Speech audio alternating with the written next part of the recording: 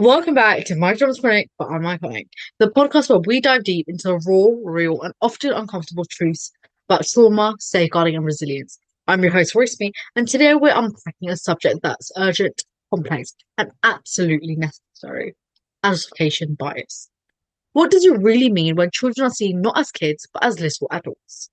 When their trauma is mistaken for defiance, their pain for manipulation, and their survival for dangerous behaviour. This isn't just about individual experiences, it's about systems shaped by racism, ableism, and fear, which strip children of their childhoods and rob them of care. Today, I'm joined by Sheena Adelusi, a brilliant social work and safeguarding consultant who brings years of frontline experiences and fierce advocacy to this conversation. Together, we'll explore how adultification shows up in safeguarding practices, the importance of trauma-informed care, that actually care, and how language can either harm or heal. This episode is for professionals, carers, survivors, and anyone committed to justice and healing for children and young people. So before we jump in, make sure to like, comment, subscribe so we can continue doing the work that matters, making an impact, and holding space for voices that are often left unheard. Grab yourself a cup of tea, get cozy, and let's get started.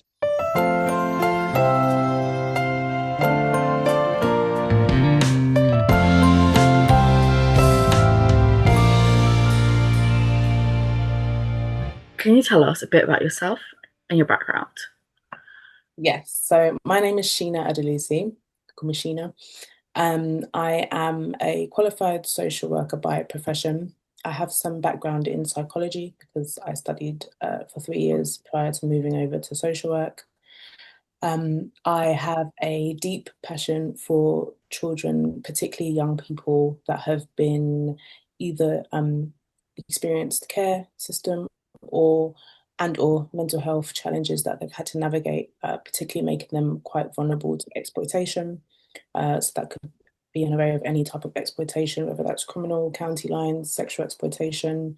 I have also a passion area for sexually trafficked, sex trafficked victims and survivors, and hope to, in the next coming years, set up sort of rehabilitation homes and stuff. But for now, offering sort of different packages to individual practitioners via coaching and mentoring.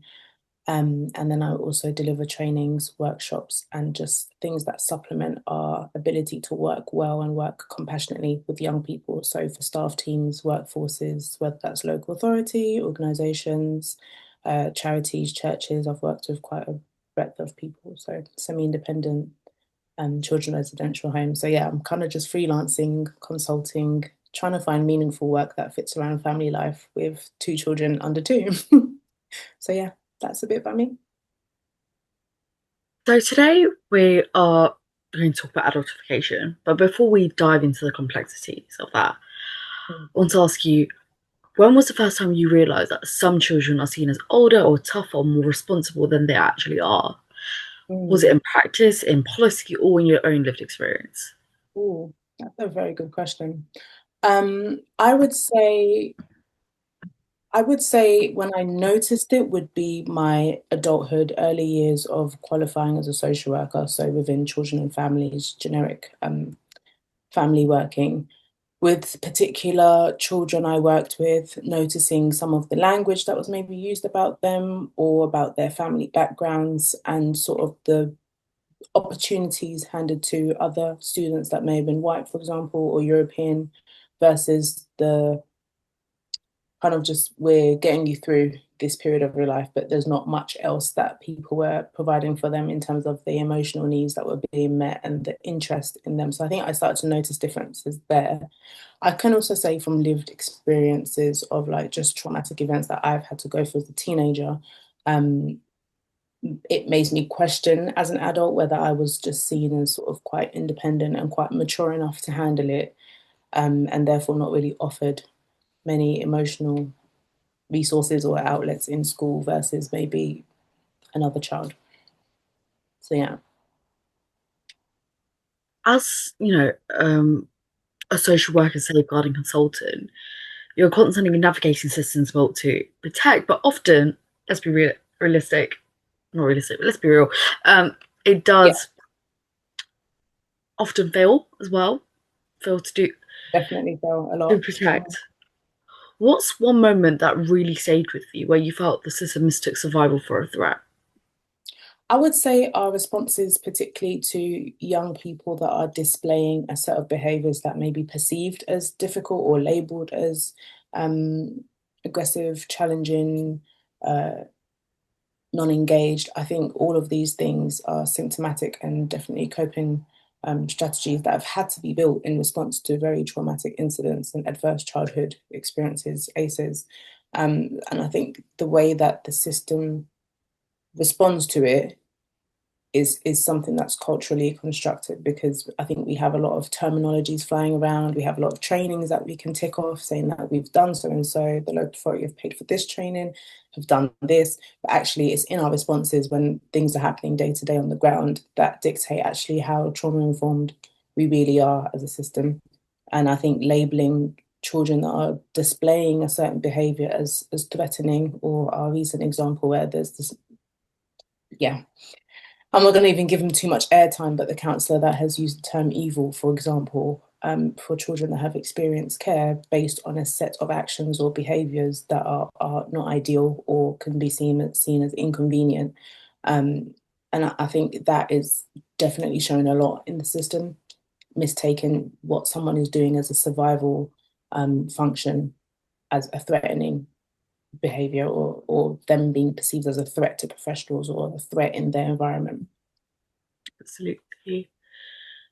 If you could describe adultification bias in one sentence, not from a textbook, but from the front line, what would it be? What do people most misunderstand about it? And why does it matter so deeply that we name it? Mm, in one sentence, oh, I would define adultification as the subconscious perception of a child or young person as less innocent or older than they are, and therefore this impacting the way that they are treated, the way that they're cared for, and the way that they're protected. That would be my one liner. That is good. Yeah, I think it shows all different elements in a very short, quick way. Thank you. I wouldn't be able to do that. To be honest with you. Let's like talk much more deeply into adultification. Adultification, what I found out, Mhm. it's it's a buzzword. Let's be honest. It's a Mhm. buzzword, but there's nothing that gets done. It's like diversity, very minimal Yeah, effort. It's there, an recognized. umbrella label, isn't it? Mm, absolutely. Yeah, I was just thinking about something else, but yeah, an umbrella label. Just went straight to Mhm. an example in my head. Um, Justification is often described in abstract terms. Mm. What does it look, sound, and feel like in real practice when a child is being adultified? Mm. See, I love this question, but it's also so hard to sort of answer concisely, because it can look so different based on um, the age of the young person, the setting that you're talking about, the lens and background of the practitioner or the agency that you are engaging with. But I think I've had lots of direct case examples with maybe police, for instance, or education professionals, whether that's teachers in the pupil referral units that I've worked with, or um, SEN specialist provisions. I think a lot of it can be not seeing the child. So, like we mentioned, a lot of labels flying around is very apparent in the kind of language that's used around a young person or about a young person or even to the young person. So what it can look like when maybe in a professional meeting you're hearing terminology like, oh, they're resilient, and they've found coping strategies, they've found coping mechanisms, or they're able they're able to get through this or get over this, and it's kind of like it's said as a final conclusion. There's not really any kind of room exploring, but what's our part in making sure that they do that, and to the degree where they can actually experience healing from the trauma, instead of sort of they've got through it and okay, they've coped through it and that's it, that's all we're concerned about. I think a lot of the time when it comes to children and young people that have been through exploitation as well, it can be very apparent when adultification is happening in the language that's used around their response to the trauma and what that looks like in their exploitation. So if they are drug running, for example, the focus is often the problem is the young person and that they're indulging in drugs, they're indulging in risky behaviors, they're indulging with gang affiliated members, but actually no sort of recognition of what the impact of trauma or whatever their childhood experiences has had on them and how that's affected their brain wiring. How has that affected their ability to trust? Actually, are they seeking this belonging because they haven't received that in their care home? They haven't received that from their home with their parents or caregivers. They haven't even received it in school. So I think it can look a lot like focusing on the behavior and how mature the behavior makes them look like, as opposed to the little child in them that still needs a lot of that inner healing from things that they were not party to, they didn't have control over. I hope that helps. Yeah, it does. I think that, like, talking about how I think with adultification, when it's all compounded with children who are like neurodivergent or disabled or gender non-conforming, that intersectionality deepens the harm. And I feel like people do not, the more complex someone becomes, the more difficult it is for people to recognize that identification. Yeah. And especially being from a global majority background, that definitely doesn't help. Is what I feel like one of the most common factors that is spoken about, being from a global majority background, being Black and Asian, but there's a deeper side of identification as well. Yeah. Neglecting the other ones. One thing that people often speak about is racialized gaze. How does this influence which children are seen as vulnerable and which are seen as responsible? I think that's such a good question. So just to expand, the racialized gaze can kind of translate in different elements, but it's having a particular stereotype, a particular view about a race. So let's say Black children that we're looking at, for example, in global majority, whether that's Asian. It can be sort of the focus, or again, the lens that they are seen in education, the lens that they're seen when they display certain behaviours. So the stereotypes that you often hear and rhetorics around Black children or Black women, like the aggressive undertones, the angry Black woman stereotype, like all of those things can come under the racial gaze, and it has overlaps with adultification in a sense of how perceiving one race makes you respond to that person, and whether that's subconscious or conscious.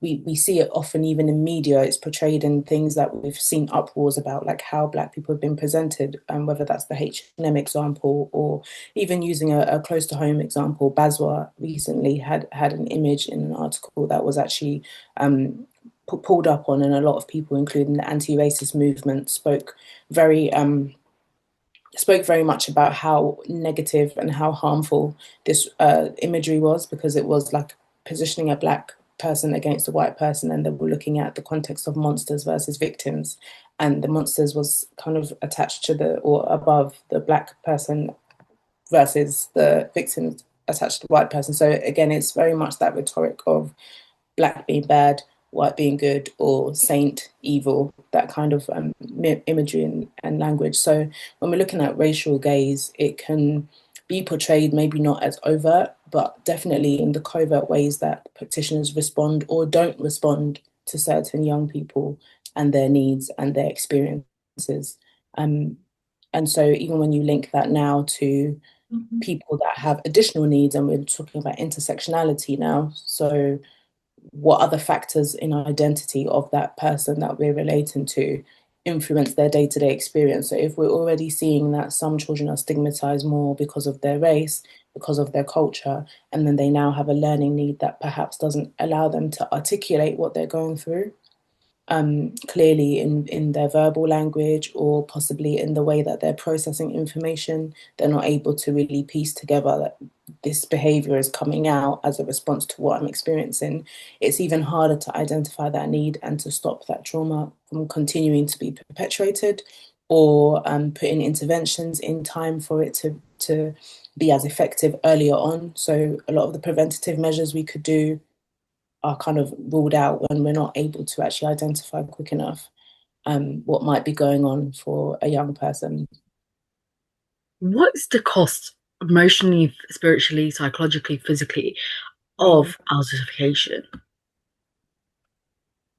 Yeah, again, another massive question. And I think it's important to stress again that I can't give a blanket answer for everybody, because again, the difference and the uniqueness of every person contributes to that answer. So the cost might look very different for you and I, but the blanket sort of consensus would be that, again, we've missed the opportunity to identify their needs in a timely manner. We have missed the opportunity to connect with a young person and provide that sense of care, provide that sense of their needs being met, because actually children have these rights. It's an inherent right. It's not any for any child or young person to feel the need to earn that from adults around them.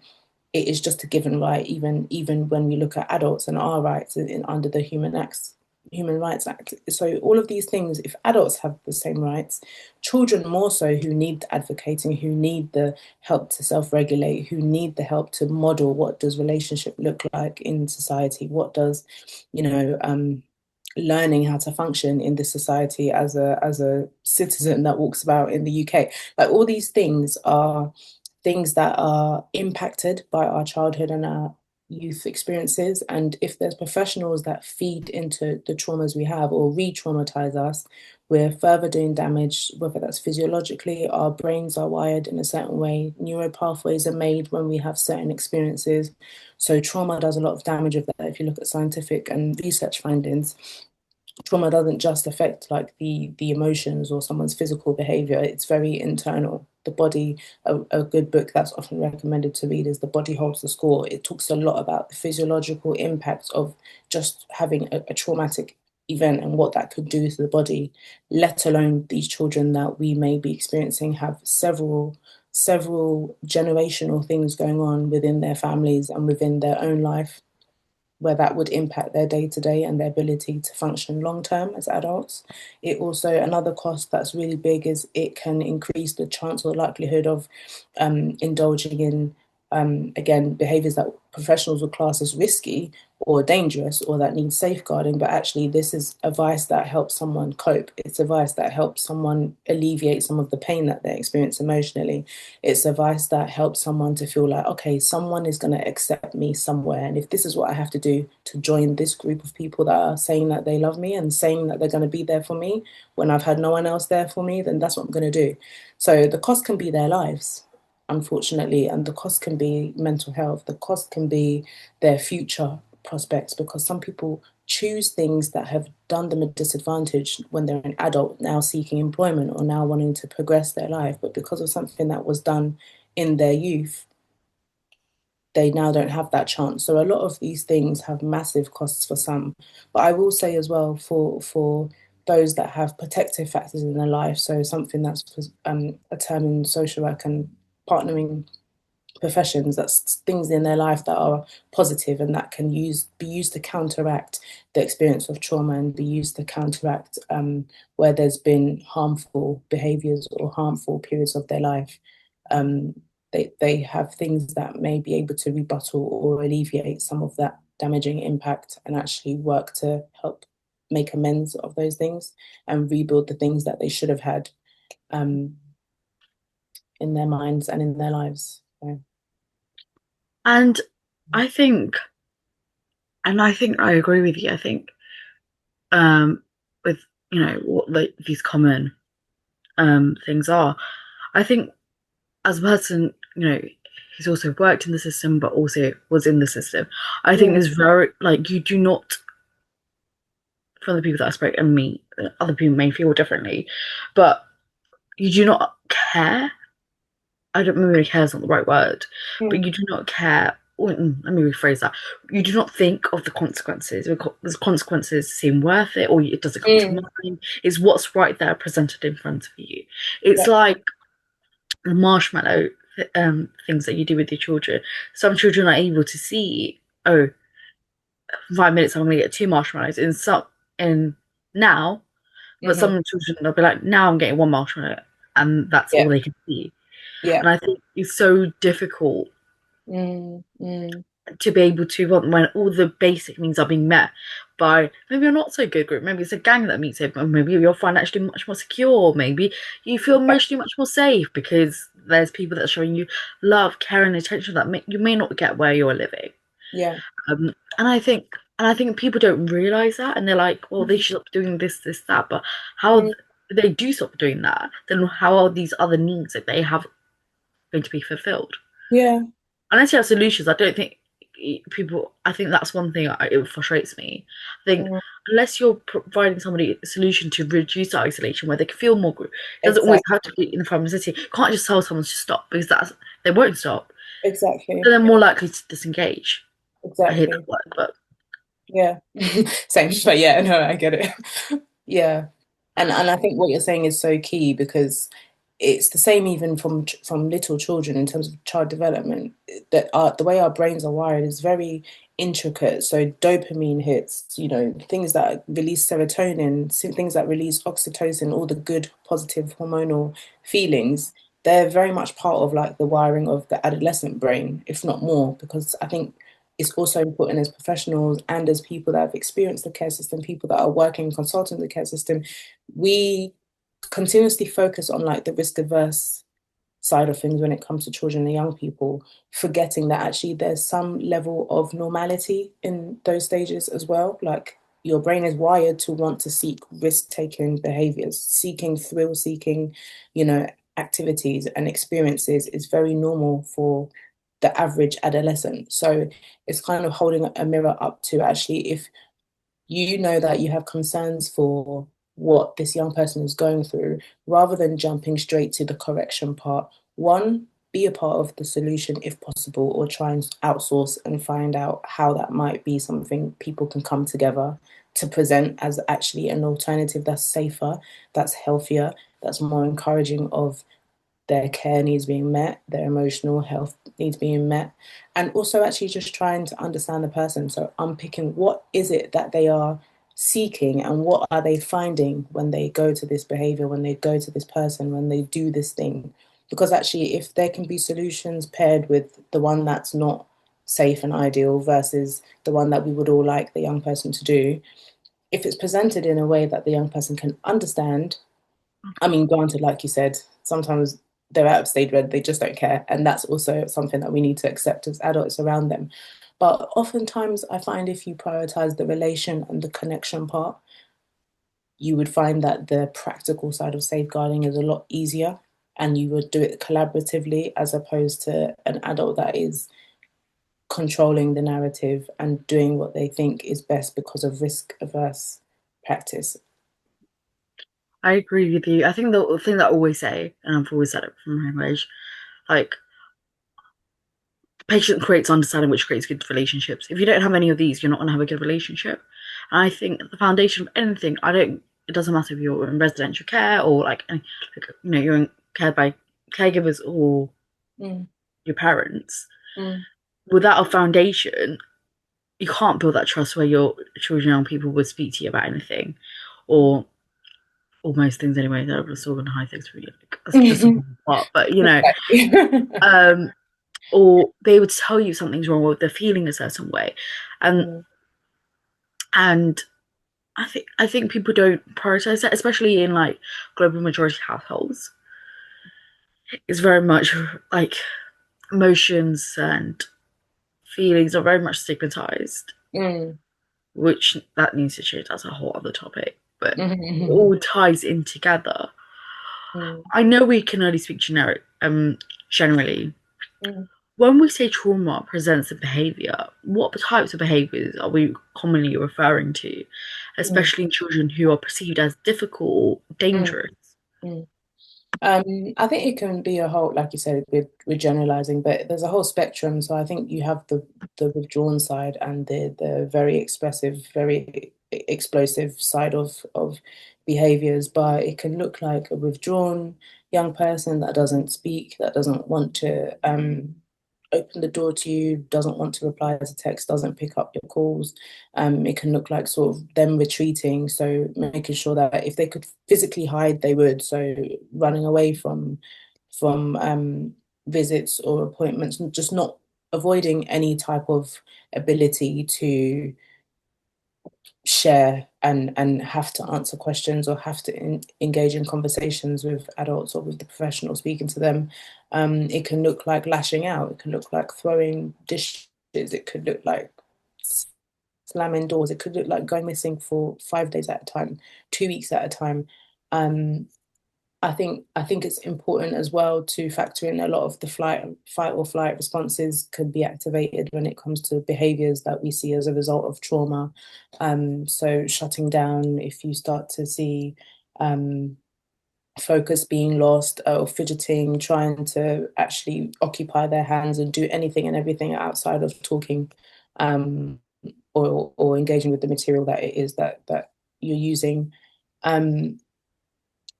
I think it could look like anything. I think a lot of the time, the ones that would take up more of the rhetoric around being angry and being aggressive is usually the ones that require actually the most sensitivity and the most care and the most attention, because it's usually a mask. It's usually a covering to protect themselves, or in response to very deep hurts and deep pains that they've experienced. So as a form of protecting themselves.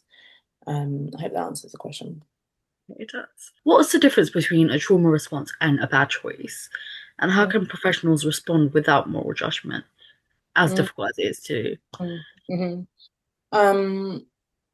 Girl, your questions are good. I would say sometimes I don't think they are easily detectable. Sometimes a bad choice is actually a response to trauma, and sometimes a behavior that is a response to trauma could look like having, someone that's making unwise decisions, but actually it's what they're physically feeling or having the urge to do. So I think it's hard to separate them, but I think what I would help to use in terms of measuring would be, again, when I'm prioritizing connection and listening to understand the experience of the person that's going through the thing, I would start with what I mentioned in my other answer, trying to understand what it is they're seeking from making that decision or doing that thing, and what they're finding the actual outcome is when they turn to that thing. For instance, if their trauma response, if their trauma is being abandoned, therefore they have recurring feelings of rejection. And as a response to that, they are finding that that need is met by, let's say it's a girl, and they are having sex with multiple boys. So professionals are concerned for her sexual health, and they're concerned for her safety, because she's maybe meeting them in the street, or she's meeting them somewhere online, social media, wherever. Someone could view that as a bad choice. Someone else that's trauma-informed can view that as it's behaviors that are actually indicative of trauma they've experienced, and this is how it's playing out. Whichever one it is, or whoever wants to view it as a bad choice, needs to first start by trying to understand what is it that has led this girl to make these decisions in the first place. When she's now there and she's had the sex, she's spoken to all the boys, how is she feeling at the end of that? Because again, if she is still as distraught, if she is still experiencing the same things and that hasn't gone away except for the moments that it was alleviated, there's obviously a bigger picture. There's a root there, which again links back to the trauma. That would indicate to me it might be a traumatic response, as opposed to just a bad choice that's made willy-nilly and she's put no thought into it. So yeah, I would start with that, trying to understand and connect with the person first. The value that they place on that choice is usually indicative of whether it's just a bad choice. I think I do agree with what you're saying. I think for people who don't realize, trauma does come in many different forms. I think when professionals don't realize, or they don't want to realize, it's one of the two. And I think it's because you get what the book says to do, and it doesn't take it doesn't take different intersectionalities into account. And I think that makes it difficult for professionals or people to respond at like appropriately. Yeah. How can ACEs shape a young person's internal world, especially when compounded by poverty, racism, or transgenerational trauma? Ooh. Um, so ACEs, adverse childhood experiences, if we're starting right from the beginning, so child development theories, where the usual go-tos, Ainsworth, Bowlby, child attachment theories, with what the importance of having what's referred to as the secure base is for a child. That helps build up self-esteem from the very beginning. That helps build up the sense of trust. So your ability to know that an adult is going to be there consistently to meet your needs, and that you have the ability to go and ask for set needs to be met, or to feel that compassion, to feel that love, to feel cared for by whether that's your parent, whether that's different adult figures in your life.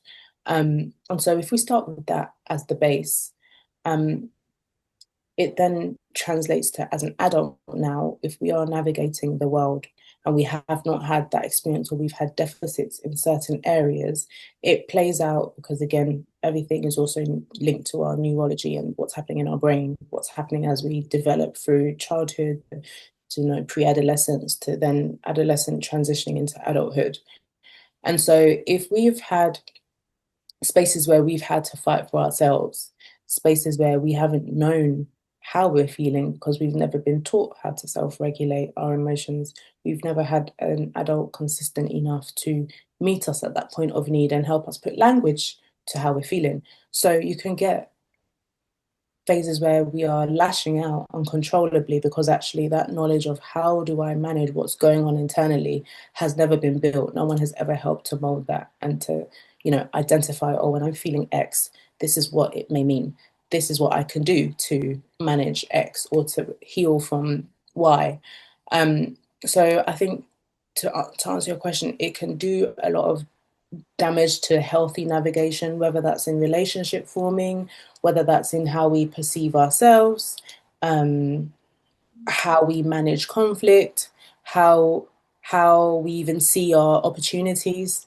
Are we less likely to grab opportunities? Are we less likely to position ourselves for good things, for things that we want to go for? Because actually, if you don't think you can even do anything or achieve in the first place, you're not going to be in that position of wanting to take opportunities and wanting to think, ambitiously about your life. And I think these are all potential outcomes. I say potential because, again, it's not a given that anyone that's experienced adverse childhood experiences, it means that it's only negative outcomes only. There's still hope. And so I say potential just as, yeah. Can you speak to the developmental consequences of hyper independence as a survival adaptation in adultified children? Okay.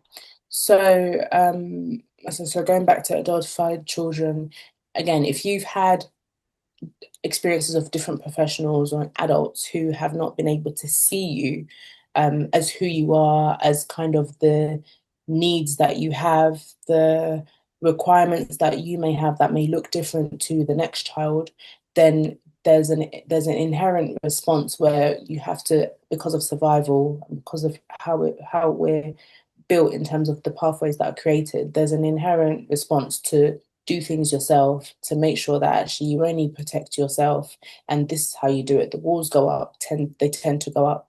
It's harder to build trust, like I said, from the internal working model. If you have not had that secure base in attachment before, from formative years, from early years, it's a lot harder to learn how to build that trust and to create sort of healthy relationships. So that leads to a lot of people feeling like you've mentioned, there's almost a hyper independence, especially for adultified children, especially in terms of for Black adultified children. So if you're now sort of in a professional space, we see this a lot. And even in the last maybe 5-10 years as well, more so, a lot of Black professionals that are in corporate worlds or in any field really, even myself and colleagues in social work field, a lot of us have the same sort of narrative that of how much harder, and this is subconsciously, but how much harder we feel we have to work to be able to prove our credibility, to be able to show that actually we deserve to be in this space just as much as anybody else. And I think where there's been a clear pattern of being adultified as a child, that's probably going to be even more exacerbated because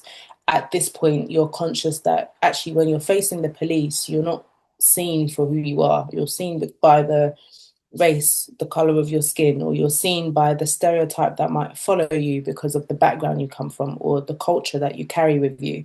If they've had negative experiences of this culture, it's likely to be pushed onto me. And so I think there's so many factors that come into that, but you definitely see that hyper independence play out in performance, even as an adult.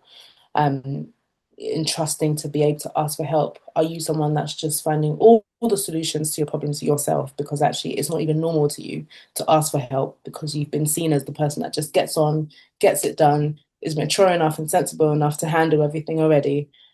So yeah, a lot of these things can play out from childhood and onwards. Yeah, as you were speaking, I was thinking about this one like memory that I have.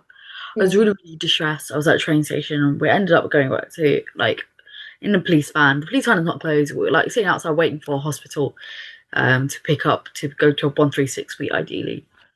mm, And I've managed to calm down. I'm more dysregulated. I don't sound like a very extremely young child. So when I get extremely distressed, I sound very like somewhere from 2 to 4. The vocabulary is very limited. The way that I sound is very childlike.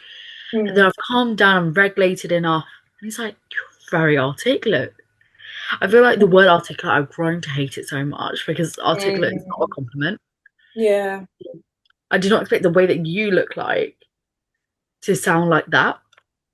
That's what it was being interpreted when you were Yeah. saying that because of your experiences. And it'd be like, you sat like, and to imply like, a lot of people like, you can be like this and then you can't be like that. They don't understand fluctuating capacity.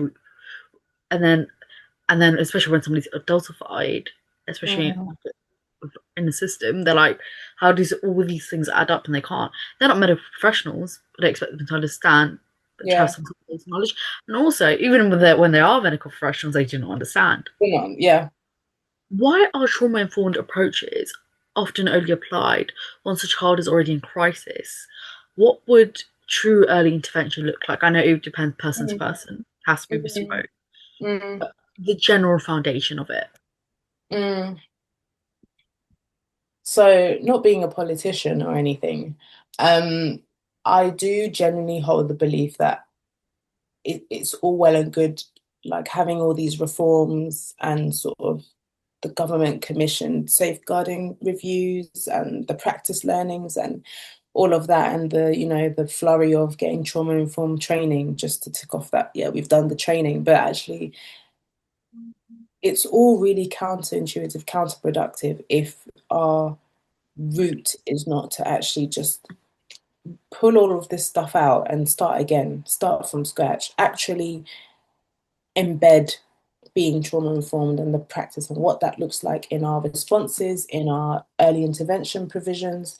Being trauma informed doesn't just start, like you're saying, from the point of crisis. It starts from being able to see someone holistically and to be cognizant of actually if they have experienced trauma in this way, this is how it's going to present. And in this people group with empirical evidence that usually shows in data, if we're seeing that the common trends look like so and so has been through this, so this is a likely outcome, again, because not everyone is the same.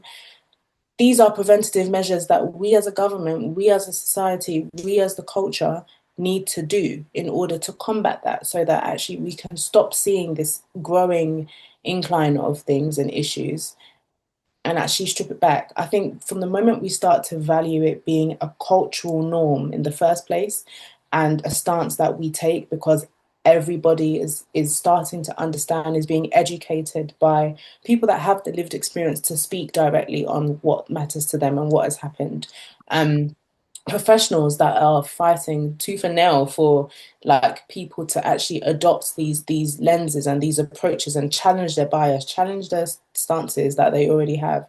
I think the more that starts to happen and organizations pay the money for people to actually come in and help to embed this in their culture, strip it back, do audits, do things that are going to reveal actually what is the culture of this place and how does it need to be rectified to allow for real growth, real transformation, real healing for our clients, our young people. Until then, I think it's very wishful thinking to think that actually it's all going to be solved by sort of these approaches, whether that's EDI approaches, whether that's, getting a bunch of trauma-informed trained practitioners to say they've received the training. Yeah, I think it starts from the government. I think it starts from embedding a genuinely trauma-informed system in the first place, because I don't believe our system is trauma-informed in the first place. In what ways do adults misunderstand or misdiagnose the coping mechanisms of trauma, particularly in girls from marginalised communities? So again, I think when the focus is on behaviour and the negative impact of what that behaviour does or carries, I think it can be misinterpreted and misdiagnosed there. Because again, if you're not trying to understand the person and where they have come from and actually how that trauma is translating in their behaviour, their thought, every action first starts with the behaviour, with the thought, sorry. So if your thoughts and your feelings and your narratives and what you are telling yourself, what your internal model is doing, then influences our actions and our behaviors. It's important to start from there, right? That's the root, not it's the surface behavior. And so for girls, again, I use that example of sexual relationships with people, because that tends to be the one of the outlets for girls, and young people that are sort of experiencing grooming in that way, and that's their idea of actually, I'm going to seek attention, I'm going to seek the care that I have desired and longed for through this, because actually this person makes me feel good, this person makes me feel loved, this person makes me feel wanted, even if it's for 5 minutes. I feel wanted. And so I think when people are analyzing behaviors and it's only focusing on actually how harmful or concerning that behavior is, and the conversation ends there, I think it only perpetuates even more of that thing, because they're still not being understood for who they are. If behaviour is communication, what Mm. are adultified children trying to say and why aren't we hearing them? See me. That's usually what they're trying to say. Like, they just want to be seen. And if they have to do whatever is deemed as harmful behavior to be seen, or some people are behaving like that because it's a cry for help, it's a genuinely, people will label it as acting out, but actually yes, something is being acted out, and that thing is hurt, their emotional need is coming out in that way. Whereas sometimes it might be the quiet ones that go missed and they fall through the gap, because actually theirs is a much more withdrawn and much more retreated state, where there's almost like they don't want any attention on them, and they are just as important. They're just as important to be seen, because actually if they feel like they are non-existent in the first place, that has a lot of ramifications in their potential outcomes and in the things that they might decide to do next. um yeah. What are some of the most damaging phrases you've encountered in safeguarding assessments or in people's files, Mm, and what could they be replaced with? okay, cool. So a lot of my bugbears, particularly in social work and sort of, yeah, allied professionals, agencies, partnering professionals, youth justice, education, police, I think it really, really upsets me when I see things like, she has displayed promiscuous behavior, or she has been having underage sex with men. Actually, no. A child that is below the age of consent can't have underage sex with men. That's actually just child abuse. Because a man, a fully grown adult man, shouldn't be having sex with anyone under the age of consent. And so, again, if we are placing the blame and a lot of the focus, because of risk averse practice, if we're focusing on the child who is showing concerning behaviors, as opposed to the external stuff that's going on, causing or heavily influencing that, you just get a load of bad, horrible, harmful language like that. I think other things that are more generally used, but just also don't do any help. Did not attend, non-engagement. So I don't know, we see a lot of the case was closed from the mental health setting because the young person DNA'd 4 times. DNA'd meaning did not attend. Um, what that can be replaced with is actually setting the context and humanizing that person. So maybe explaining why they haven't been attending if the reason is known, because more often than not, the reasons are known as to why they didn't attend, but whether it's due to a lack of time, a lack of attention, a lack of care as to how it's coming across in the report, that's not usually given. It's just presented as DNA'd. Actually, you could say the young person has shown that they struggle to have conversations with professionals. This will also be their fifth professional in this mental health setting, and they may be tired or re traumatized by having to continuously go over this same incident or these same traumatic experiences. This may be influencing their non attendance. This may be putting them off wanting to get to know another practitioner. This may be the reason why they're not able to attend or their attendance looks inconsistent. At sometimes they're agreeing, sometimes they're not. Like just allowing, even if it's 2 to 3 more lines, to actually sort of give more you're writing about and humanize them. Um, because that's a factor I didn't mention in adultifying and racialized glaze. There's a lot of dehumanization. So it's either erasure of very significant information, very significant parts of themselves and the story that they have, or sort of seeing them in a light where it's very easy to other them and not even see them as a human that has needs. So just glazing over them, speaking very generically, robotically, disconnected about them. So yeah, even the promiscuous example, again, I've had a lot of assessments where I've amended it and sort of had to speak with social workers in what is it that they are trying to say about the child, because regardless of whether you agree from your religious standpoint, your moral standpoint, your traditional standpoint, they are a child who needs protection, whether their behaviors are risky or not. They need care and they need protection and they need love. So actually, if you find that this behavior is harmful, purely reporting it as she's promiscuous is not going to do any benefit for anyone. Why is she engaging in that behavior? What is it that she's getting from them? So again, I would set the context for that child. I would explain that actually these men, whether it's rape, whether it's sexual abuse, child sexual abuse, I would state it as it is, putting the onus back on the adult that's concerned with that child and young person. I would take the focus off the negative connotation on the young person and I would explain their need. So if I know it, and again, if I didn't know it, I would say that this is something that I am embarking on with the young person. This is something I'm hoping to understand a bit more. Should they feel they can trust me with that? Um,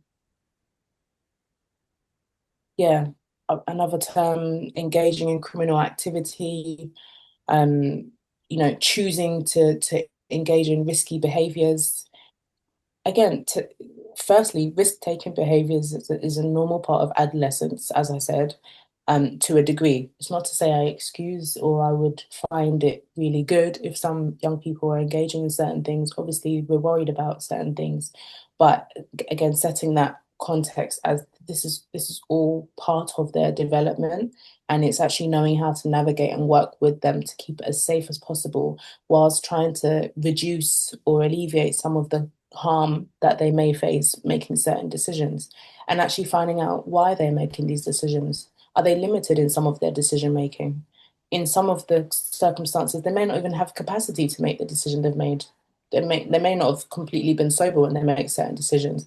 So to hold certain things against young people and sort of run with that narrative and then report that in your writing, which doesn't go away, it stays on their file. Yeah, there's many. I could go on for a long time, hence I've made a lot of resources to do with language matters, like language that cares, and a lot of other people have as well. Um, yeah. I think one thing that people forget when they write things as a professional, young people do request their files back at some point in their life. and it's so re-traumatizing, and it's so Mm.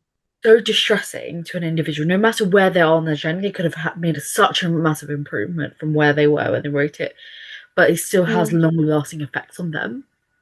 Mm. And yeah, a lot of local authorities are taking the lead of trying to change that. And I was in a Yeah. meeting with the local authority that I used to work for, and it was somebody said, "Well, it's going to be hard to implement." I'm like, "So is race," and I said, "So was racial slurs or racial things. They were hard to implement. Doesn't mean, Mm. and people are going to have to try and actually make a genuine effort, or they can go do something else." Because Yeah. like now, people don't say like what like now we use mixed race instead of another term, do you know, Mm. or somebody of dual heritage. It's like if you want to see change, you need to make the change. It's not going to just Yeah. magically appear out of nowhere. And if it's too Yeah. difficult, maybe in my life, you need to find a different job. Like, Yeah. No, honestly, it, because it's worth it. This is not a non-asked, really. It's, yeah. yeah. and and yeah, it's difficult to implement. These people have been writing these things automatically, and somebody said, "Oh, it takes a long time to write." Mm. It's like writing articles and then going to write a novel. It's going to take a long time to write. It's two very different things. You're going to writing. It's a different change, a different format, but eventually it's going to naturally come to you where you're writing to the child or whatever, Yeah. and it's naturally happening. Um, Mm. but that I think people forget that Mm. 5 minutes or 10 minutes of extra difficulty for you is 10 minutes less, 10 minutes Yeah. for less re-traumatization for that person when they Yeah. read it. Yeah. And that re-traumatization doesn't last for just minutes. It could it Mm. could it could sort of offset a lot of recovery, a lot of healing. Um, yeah, can last a long time. How does language weaponize power in multi-agency relationship settings? Who controls the narrative and who gets spoken over? Mm. Language has a lot of power, it holds a lot of power.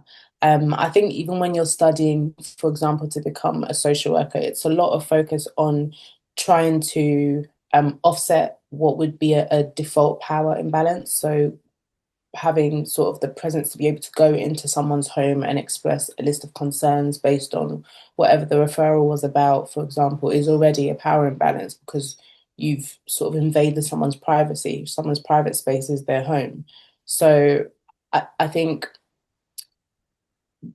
bearing that in mind when you're then speaking and relaying certain things is really key and is really important. And being able to attune to someone um, and let that shape what you mean. So getting rid of a lot of the jargon, which comes naturally to you when you've been in a system or a culture where you're using that, you're writing with these terms. But I think just always having that point in your mind that does the layman, does the average person outside of my work, would they understand what I'm saying? Um, would they hold a reservation or sort of a question about this? And if so, what way can I elaborate? How can I further understand to make this clearer? Is language sensitive? A lot of the time it's not sensitive. So when you're talking about local authorities and sort of like the governing rhetorics that go around, I think asking yourself, does this feel compassionate?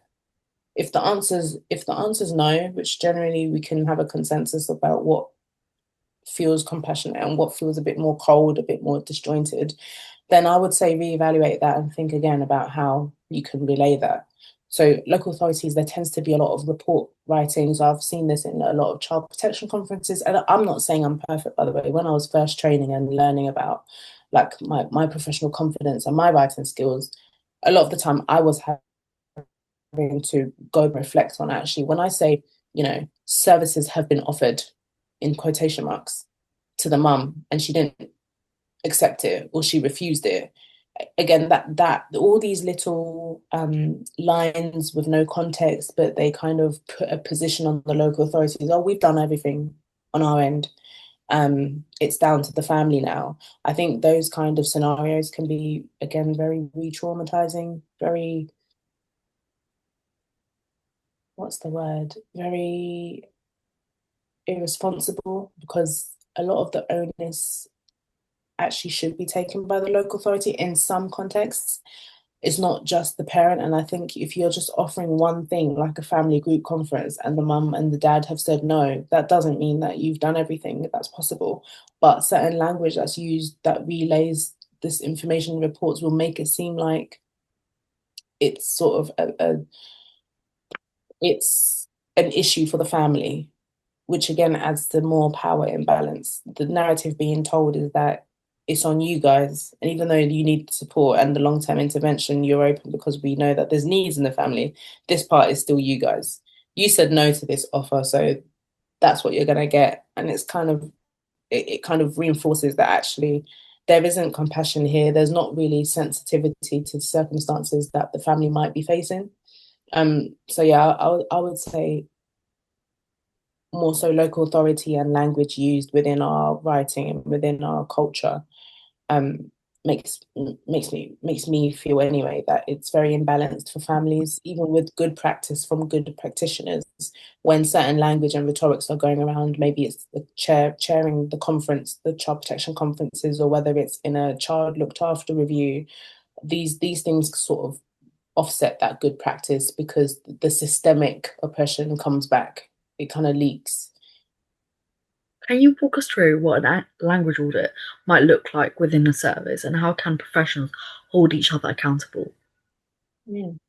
Yeah, so I think this might look different for depending on the consultant doing it or sort of the body that's coming in and doing it. But I think starting by working through looking at case notes and looking at how information is recorded. So whether that's the recording of case notes, so things that we might prepare and look for within Ofsted inspections, for instance, would be, you know, what files have been uploaded to the documents, what is their chronology like, the details, how is it written? And I think there would be a focus from me anyway on, again, sensitivity, compassion, cultural humility, key one for me, anti-racist practice as well. And I don't just not just the buzzword of it, but actually what does writing about this Asian family look like? What kinds of things am I considering when I use certain terminologies? Or if I was phrasing something in a certain way, am I considering their background? Am I considering that actually there may have been a culture shift or shock that they've had to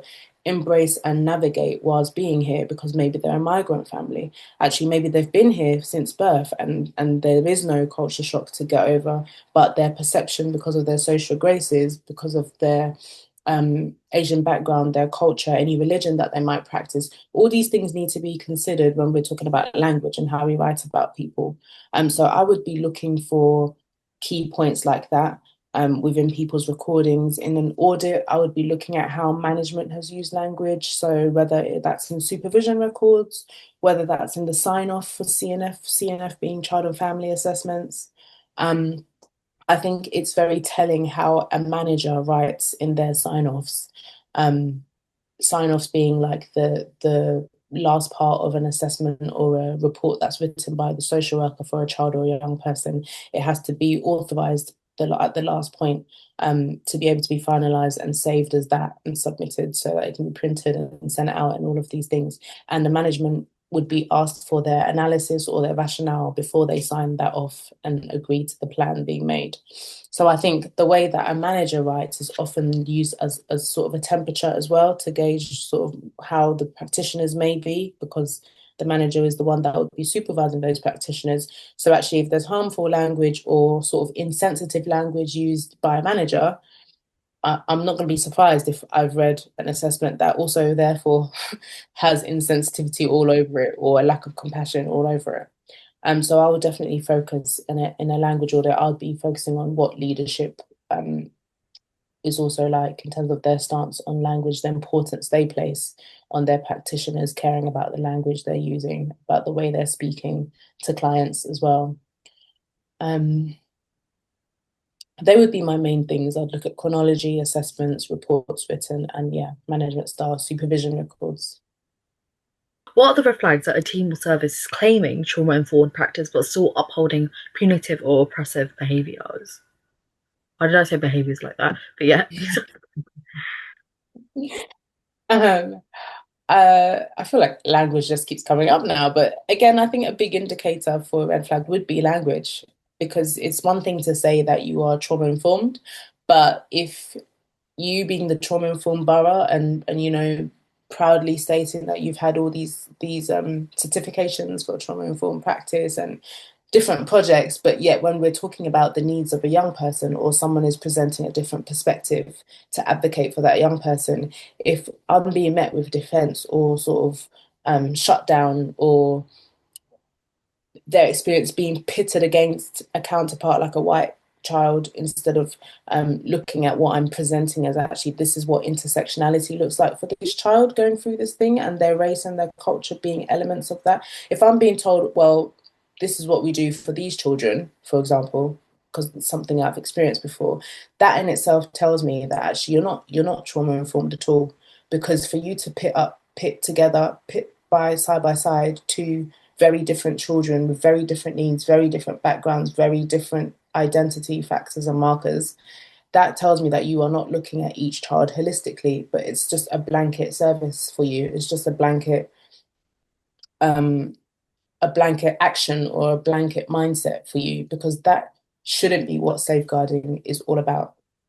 And I think that's part of the problem as well. I think a red flag for me is if the organization or the local authority sees safeguarding purely as the practical prevention of harm or protection against harmful incidents, that in itself is not the be all and end all of safeguarding. And I think that's where we're getting it wrong a lot of the time.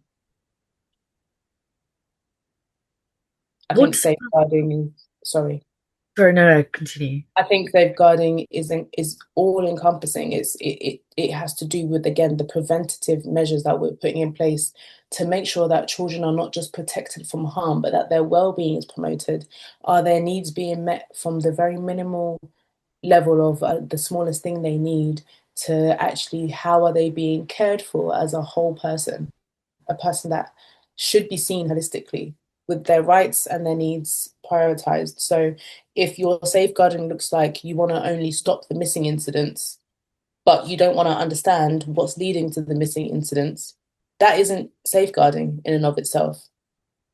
You've maybe stopped them from a physical injury or an accident happening, but you haven't really holistically safeguarded them, because protection is not just stopping an incident.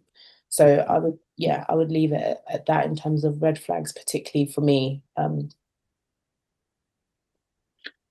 What does accountability look like in trauma-informed systems, not just for individuals, but institutions?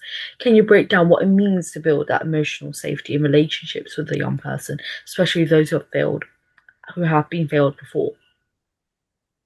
Yeah, so firstly, I think accountability looks like what we're doing kind of, and what we're seeing a lot more. I think on LinkedIn, I'm seeing very good examples of it, but organizations, agencies, local authorities being open to having discussions, to learning, to feedback, and it not being seen as an attack, but actually, if we're going to say we're having, you know, child safeguarding practice reviews, and then there's learnings and recommendations at the end, let's just do the hard work. Like, let's stop wasting commissioned efforts and times to sort of have a document that's just there, but no action being done. Accountability looks like referring back to those things, engaging how well have we progressed since then? Actually, what did we do to act on this recommendation?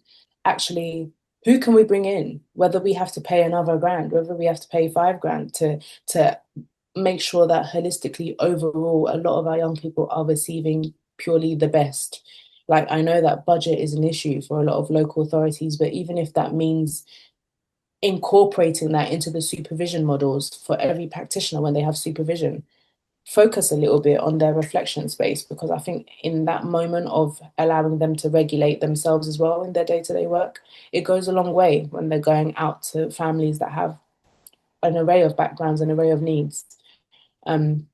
So I think accountability is sort of doing the work and making sure they're actually investing in the feedback they're getting. Like, be open to learning, be open to critique, actually, because that's where the most growth happens.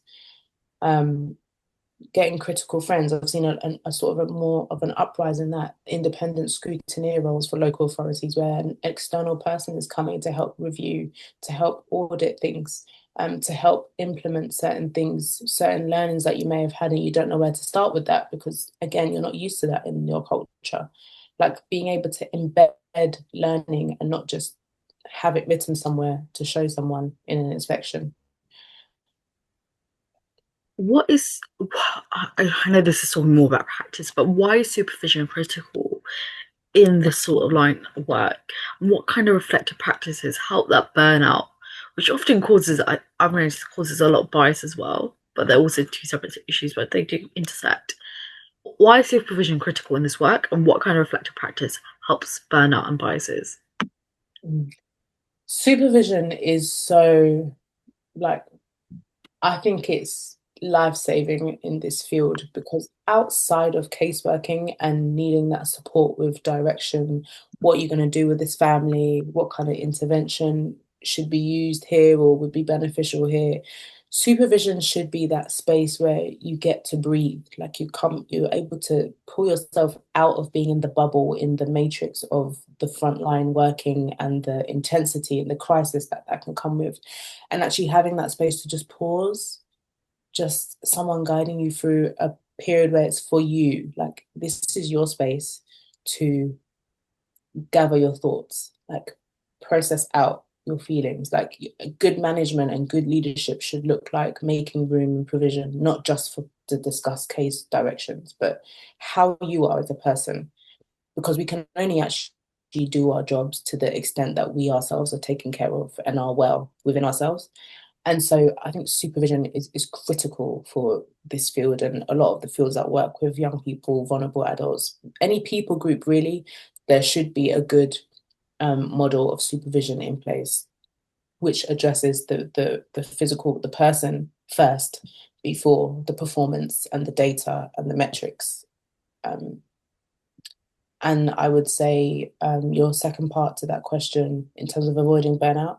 So again, having that space to genuinely commit that to reflection shouldn't be taken for granted because again, when you're back to back with visits and with meetings and with court report writings and assessment writing, reflection feels like a luxury. It can feel like something that you don't have time for. And when you're on all systems go and you're in a lot of the time, burnout is not just instant, it's not just overnight. There's been a lot of things leading up to that. And a lot of the time it's being on autopilot, it's being unable to process things, it's being not so attuned to your internal self that you haven't even realized that your anxiety has built up when you're in certain situations or when you're meeting a particular family, you're more likely to withdraw or shut down on bringing up the important questions, asking the hard questions. So I think a lot of these things are more noticeable when you have the space made for you. That can be in a forum like supervision, and that should be on at least a monthly basis in terms of formal supervision. How do trauma-informed principles like transparency and trustworthiness conflict with the secrecy of many safeguarding decisions that people may feel? Mm.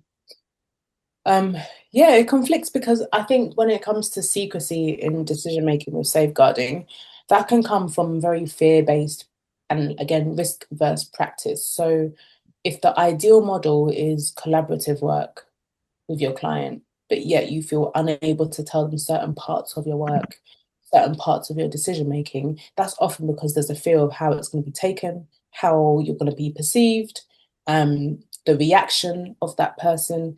And I think if you're going by those principles of trustworthiness, of safety, cultural competence is a sixth one that's added on to those principles. But if you're going on prioritizing those, you would find a way, whether that's by yourself or again in supervision or someone that can give advice, you'd find a way to be able to offset the things that are evoking fear and anxiety that makes you want to practice with secrecy, um, or with any of those sort of areas of practice. So I would then be asking myself, actually, what does building a trustworthy rapport and space look like in this? And that could look like you actually bringing that to the forefront. So addressing the elephant in the room, actually start by telling the client, I, in my capacity as the social worker or as youth justice worker or whatever, I'm conscious that I want to be able to build trust between you and I want you to be able to see me as reliable, as someone that's consistent. But my role also comes with things that you may not like the outcome of, or you may not like, because I have to do it as a duty, as part of my duty of care to you. In part of my role is keeping you as safe as possible from harm. And so I have something that I'm not sure how you're going to take, and I want to run it by you. I want you to be able to contribute. I want you to be able to be in this discussion, to make your needs and your views clear so that your voice is heard in this space and it can contribute, or it can be considered whilst we're having these discussions.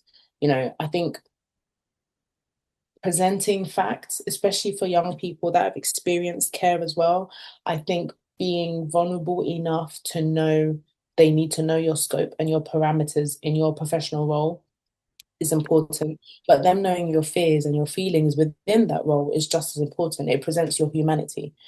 So yeah, I would leave that answer there. Thank you. Thank you for being so understanding. Clearly, it wasn't important because it's not picking up. But Just realised I lost my ring. I don't know where it came. But yeah, sorry, Karen. okay, how do power dynamics shift when professionals choose co-production and shared decision making with young people? Mm. Um, yeah, so I touched on that even in my last answer. I think it's applicable. I think when you are working in a collaborative space with clients, particularly young people, they really respect someone who is honest and someone who um, is not a know-it-all, so doesn't present as if like no one can tell them anything new or they can't learn from other people. Young people have a lot of things to show and to teach us, like a lot from various different elements of life. And so I think when you are presenting yourself as someone who is not just there as an adult professional in their life, but someone who is able to learn from them and take their opinions and their feelings as important and as the next person, I think they really honor that. And I think asking them to be part of decisions, asking them to be part of the journey is crucial because it's their life. They are the ones that are going to be the most impacted by the decisions that we are making day by day. And so to not include them is more than harmful. I'm even trying to think of vocabulary outside of harmful, but it does really do a disservice to them. And I think co-production allows for actually the best type of practice because we're not just going by our own opinions, our own theories, our own knowledge of, prehistoric information, but actually tailored. So that's where the principles of person-centered approach comes into play. That's where relational practice comes into play because no one is a one size fits for all. You have to get to know that person. And so co-producing with that person is the only way to make sure that they have the best outcomes. Absolutely. What is the role of cultural humility in trauma-informed safeguarding, and how can professionals build this into every interaction? Um, so cultural humility, I think, is again another term that I'm finding not hard to grapple with. I appreciate it and I appreciate where it's come from and the need for it. There's definitely a need for it because again, it's opening everyone's eyes to the fact that we need to be sensitive about people's backgrounds, the lenses that they have, where they've come from, how they will receive certain things. That's very important.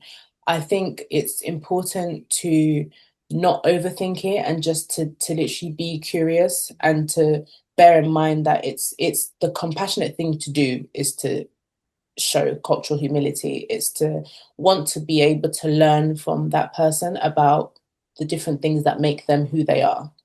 Um, so being able to be very honest if we don't know certain things, and also just to say very directly that actually I need to hear from you because this is your life. I want to make sure that I'm representing your voice well. I want to make sure that I'm considering things that are going to impact decisions that are being made with you and for you or around you. And so I think having conversations that open us up to feedback and that open us up to hearing the lived experience of someone because they are the expert of their lives, is crucial in being able to exercise cultural humility and grow the ability to practice in that way.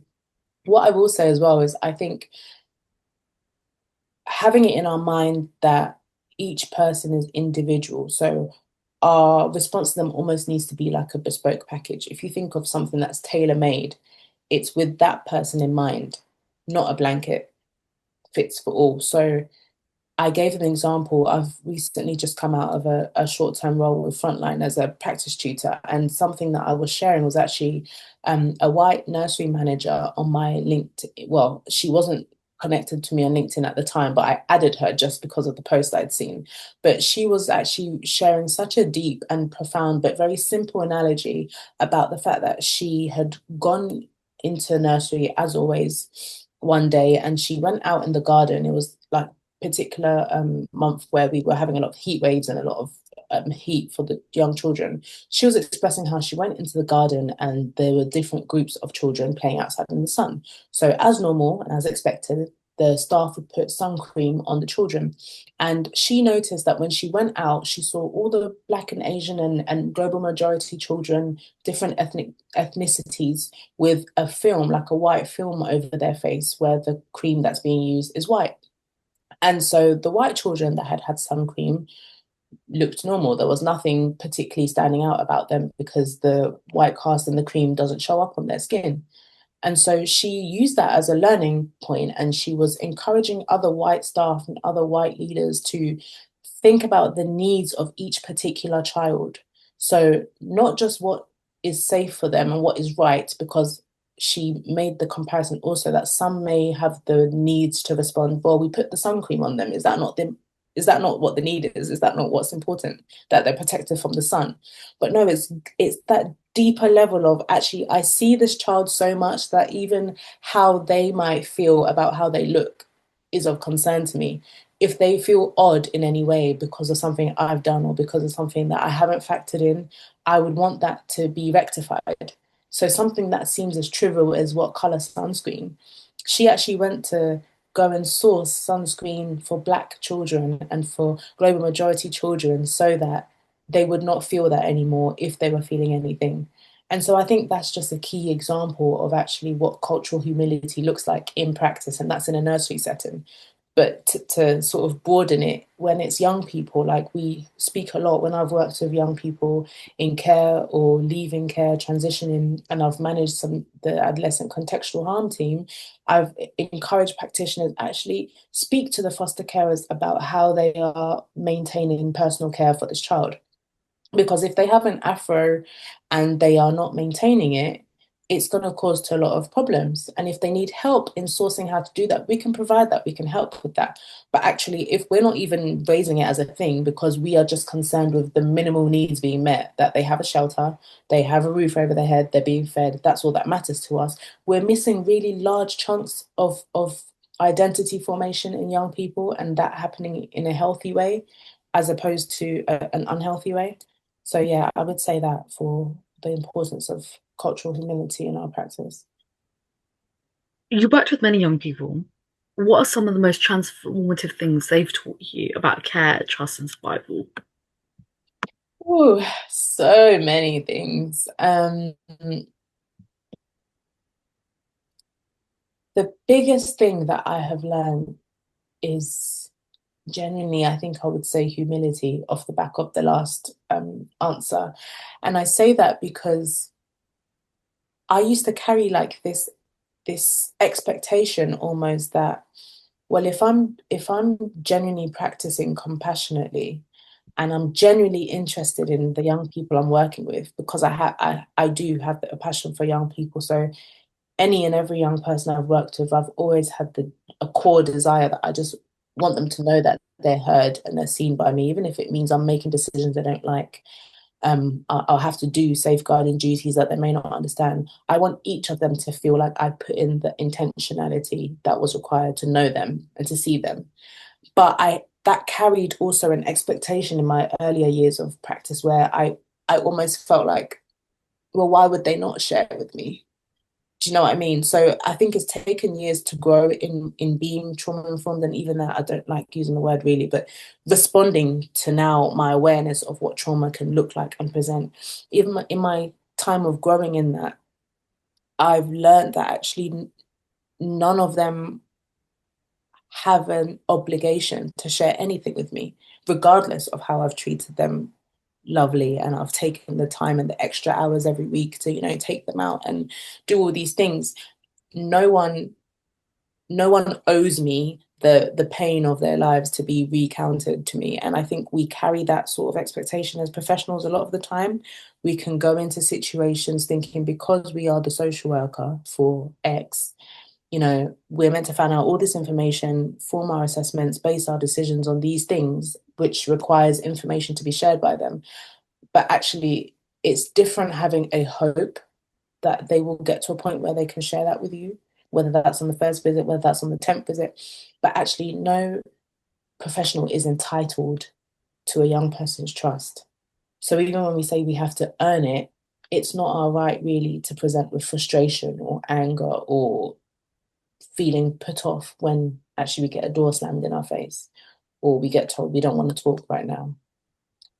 So I think that's a really big lesson I've learned in terms of trust, and why I am showing up in the way I'm showing up.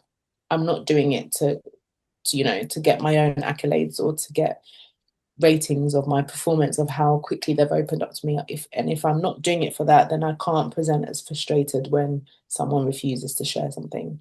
I think I would say they're my key takeaways from my experiences. What are the risks of only listening to the most articulate or visibly distressed child or young person? How do we include the quiet, angry, and silent voices? Mm. I think that takes a lot of creativity and a lot of patience. Because you're right, we can often fall into the trap of, the loudest gets the most attention, or like you're saying, the most visibly distressed creates a lot more response from agencies and professionals. And so the danger is missing the quieter children. The danger can be also not having all the facts we need to even shape some of the interventions we have. And so some of the things that we could be offering could be a lot better tailored to children of vast needs. But if we're not taking the time to find out what they are, because they're not presented in the same way, we can again do agencies a lot of disservice, do families and children that rely on intervention and services a lot of missed opportunities. And I think being creative might look like using art forms of connection to try and elicit sort of where that child might be at or what that young person might be facing. It could look like, again, building on rapport with them, as opposed to managing behaviors, which can be the other spectrum that you mentioned of the more visibly distressed.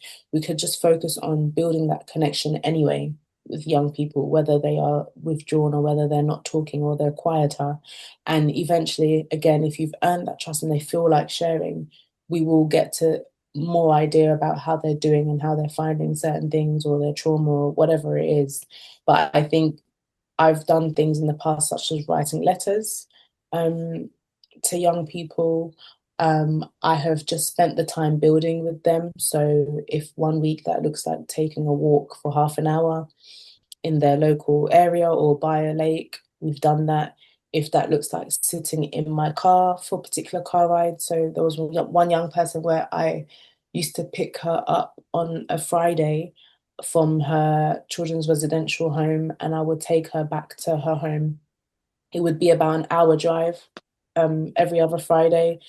And I would use that as the time building with her to try and build some level of rapport. Not so she can tell me things, but just so she can actually know that there's adults that care about her and there's adults that will put in the time to connect with her beyond, talking to her about all the concerns and all the incidents that we need information about. So I think finding creative ways that focus on connection can be a good solution or a good route to what you're asking about, how we're connecting with young people that are are maybe not as visibly distressed, but still we know something is going on for them. This next question is a two-part question. Can you reflect on a time when you realised your professional lens were limiting how you heard a child's truth? Mm. And the second part of the question is, how can professionals work to stop projecting their own urgency, biases, or savior complexes onto Mm. the young people they support? So my own reflection, I would say, it's interesting you asked that because there's been a particular boy and girl at different stages that I've worked with, both Black. The girl was of mixed heritages, so she was mixed with 3 different countries or origins from her parents. Um, and the boy was Black African. And I think I've even had periods, so I think it's important to say this, that even Black and global majority workers can present with adultification because of our own lenses and how we've been ingrained in the same society. So I was seeing them, and it took a while to catch it, as more mature, more able to handle sort of what they're going through. Like even the way that I would set the meetings up. So if it was a child in need meeting, and the way that I was expecting them to be able to attend and, just share normally like they do with me when I'm by one-to-one by myself with them, expecting them to be able to do that in the group setting with the teacher, for example, that shows a level of, actually, initially, was I considering all their needs and their capacities and maybe the experiences of the school education system, any discrimination they faced there, and how that might translate in their ability to show up in this meeting. And I think having to step back and really, like I'm saying, I built that over time, but analyze, what does this child need? What do I know about this child and their experiences? What has that caused in them? And therefore, what might my actions do to reinforce that, or to help counteract that? And so I think there were moments where it wasn't that I did anything to them that was harmful, but even in the way that I was planning things, it wasn't the most sensitive around their needs. And I don't know, it could have created harm in those moments for them. But I think catching that and rectifying actually how person-centered and child-centered I am in every part of my practice is important, because I think we can fall into the trap of thinking only in that light when it comes to big significant things, like, it's a child protection conference, let's stop and think about what the child might want. But actually the day-to-day of, where are you meeting this child to talk about their experiences, that's so key and that's massive for some young people. And so if they're being adultified already in school, for example, and then you are proposing you keep seeing them in school, they might not feel safe in school. So actually, if you're seeing they're shutting down in school or they're recluse, there might be a reason why that's happening. So yeah, I had to take stock a lot about a lot of these experiences, and I think for the girl particularly, I remember trying to really push her, because she got to a place where she was able to have hope again and ambition for what she wanted to do. And I remember being so disappointed, like if she turned back to like something, a maladaptive coping mechanism or a set of friends that she used to have. And I remember, like, because of my connection from having, being Black myself, and seeing the potential in her. And I think you can project some of that as a professional, and now as a mum, even if I was working with her now, I think that would have been even harder. But I think having to spot that I was doing that to her, in some of the ways I would respond, had she had another incident again. I think those kinds of things I've been able to think back on and think, yeah, I definitely have grown from that place. What was your second part to that question? How can professionals work to stop projecting their own urgency, biases, or savior complexes onto the young people they support? That leads on perfectly. So yeah, I think some of that was done, again, the importance of supervision, having that space to connect your feelings as a personal, and then your actions as a professional, is crucial. Because again, if we're not conscious of the fact that our lens will always have an influence about how we're seeing things and what we're doing about them, we're going to completely miss the ability to grow in our practice and just as general people in life. So I think being able to be reflective about ourselves and how we are doing, as well as our professional capacities and the decisions we've made, having someone to be able to strip back certain things and ask certain questions about, actually, how did you get there? How did you conclude this, and what made you choose to do X instead of Y? Or tell me about that. Tell me more about that. And just having the free fall to just kind of get everything off your chest, I think is really important in challenging bias, if there is any bias in those particular circumstances. And just seeing other viewpoints, like using resources. There's so much out here now. There's so much online resources, articles, podcasts like that we can learn from and take stock of. Like, actually, when you hear something that resonates, sit with it. Sometimes I think we don't like to sit with things. We don't like to sit with, how does that thing prompt our feelings? Why do I disagree? So why is there such an internal burning to disagree with what this person's saying? Why do I feel like I need to defend myself when this person says something? I think all these things kind of contribute to the overall goal. If you could rebuild safeguarding from the ground up, what three valuables will be non-negotiable in the new model? Oh, get me into the White House. If I could rebuild, what three non-negotiables? So my tagline, sorry. So my organization, my company, Liberated by Love Services, and the tagline is transforming safeguarding practice with heart and skill. And so I share that because I genuinely believe that safeguarding practice can't be transformed. It can't be everything we're talking about without both things. So without having the heart for the people you're working with and without the skills. And so to answer the three, I would definitely say compassion would have to be number one. Skill, so the ability to learn and develop certain skills so that you're able to actually carry out the safeguarding duties and the legal duties you have in that capacity that you have well and to a good effect.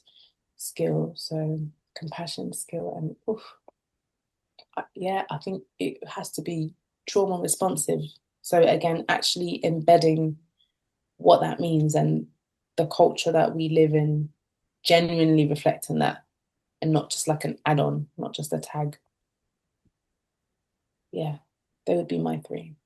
And I say that because I do believe you can be compassionate to someone without necessarily knowing how to respond to someone that has experienced trauma and has experienced adverse childhood experiences. So if you are a trauma responsive practitioner, by default, you're going to be compassionate to a degree, hopefully a high degree, but you're going to have that. But I do believe many practitioners can show compassion, but they're not necessarily trauma informed and responding to that in their practice. So, yeah. What gives you hope right now, in the young people you meet, the partitioners you mentor, or the space being reclaimed, or the space is being reclaimed? I would say, even though we're talking about how much of a buzzword it can be, I do think the level of discourse and conversation about being trauma informed, needing trauma informed infrastructure, how that impacts people, the increasing number of webinars from various people I follow, I've started, but so many places and resources honing in on actually what has practice got to do with people that have experienced trauma and people that have experienced significant experiences that have been very detrimental in their development, all of that. And I think that more increased discourse, the more learning, the more material I'm seeing free resources distributed, paid resources. I think that gives me hope because it means that there is traction, and actually, even if it may not be in the way that we want to see it, it's better than nothing, and we've progressed to a degree way more than maybe had this been like 10 years ago. I also think the roles of independent scrutiny, like I've said, and that whole need of a critical friend. Even in some residential homes, they're adopting this kind of partnership working now as well, with having supervision that is externally delivered and coming in. I'm hopeful that it's not just, again, to tick boxes for a lot of them, but that genuinely they recognise the need of having an objective party that plays the role of a critical friend to look at how they're doing things in their system, in their culture, and feedback for where there's gaps or how are they not meeting certain demographics needs. So those kind of things give me a lot of hope, and I just pray that it continues. Again, seeing sort of safeguarding the child, safeguarding panels and the learnings that have come from their key figures that are being championed, and their work that they're being championed. So Janine Davis, a lot of her adultification, Nick Marsh, he's as well in that space. Carleen Furman, I think a lot of people are catching on to these people and the hard work that they've done, and continue to do. And I think, yeah, the advocacy I'm seeing for young people on LinkedIn, and the uproar I've seen and the action taken about, again, when this counsellor is referred to young people in care as evil. I think a lot of these things are indicative that actually it's no longer just a small sect of people or a niche group of people that actually care about these young people and their futures, but a lot of us, it seems like there's an increase in, people doing the work and it becoming everybody's concern. Oh, by the way, he has been fired as well. Praise the Lord, because had he stayed in that position, that would have taken away all the hope I've just answered. But I'm glad that there's been action. Yeah. I think, yeah. And you know what is so frustrating? I feel like if it wasn't a social media thing, he probably would have had as well. Yeah, because that has happened in the past too. Yeah. There hasn't felt as much pressure to change, to do anything about it. Yeah. Looking back on our conversation, what's the most important takeaway or message you want our audience to remember? I would want the audience to remember that trauma is a human experience. And I always say this, even when I'm delivering trauma informed and responsive practice.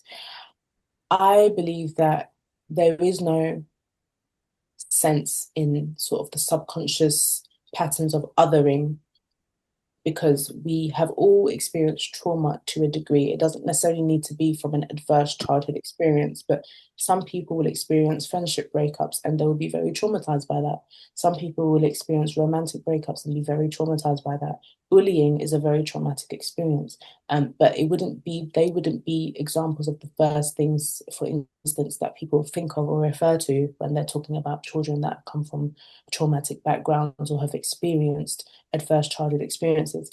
But I think just so that we're able to see each other and all people as humans first, and be relational first before jump into any other thing, or sort of not seeing them holistically. Think about the deeper we're able to connect to a point in our lives where we have been hurt or felt damaged, felt completely broken, felt completely violated. I think it adds that level of connection for any and everyone before we get on to the young people that deserve everybody's utmost care and intention. And it's not just the young people that have experienced care or mental health settings, but every single young person deserves to be protected and championed. And I think that should apply across the board. Hence my passion for equipping everyone and anyone to be able to deal with and care for young people. It's not just the role of youth workers, it's not just the role of adolescent response practitioners. Everyone in society, it's all of our responsibilities. So I would say that as my sort of ending remarks on the topic. Are there any upcoming projects, events, or resources you'd like to share with the audience? Where can our listeners find you or connect with you to stay up to date with your work? Cool, yeah. So I think it will probably be in your show notes anyway. So if you're listening to this rather than watching, Sheena Adelusi is my name, and I have the same name if you wanted to connect on LinkedIn. I am very much a lover of DMs on LinkedIn and voice notes on LinkedIn. So I'm happy for anyone to chat and like further conversation that might be sparked off this. As I said, I have a consultancy business, so I offer training and workshop packages for organizations, anyone and everyone working with children and young people. I create bespoke, tailored packages regarding the need that you have. So a lot of the topics we've been talking about today feature in the services I offer. Um, my training does focus a lot and is underpinned by first understanding trauma, adverse childhood experiences, cultural humility, and the topics such as adultification, because I don't think you can genuinely teach safeguarding children and young people without factoring in that some of them may be experiencing this. So yeah, I deliver all sorts of packages, really. People that have listened to this and would like, I have created free resource as well on some of the topics that we've discussed. So if you would like that, whether you're an individual or you work in a leadership team, for example, for a residential home, let me know and I can have that sent off to an email that you share. My website is LBL, so Liberated by Love, so Lima, Bravo, Lima, lblconsultancy.com, where you can find all my packages, all the things I offer. Everything is there.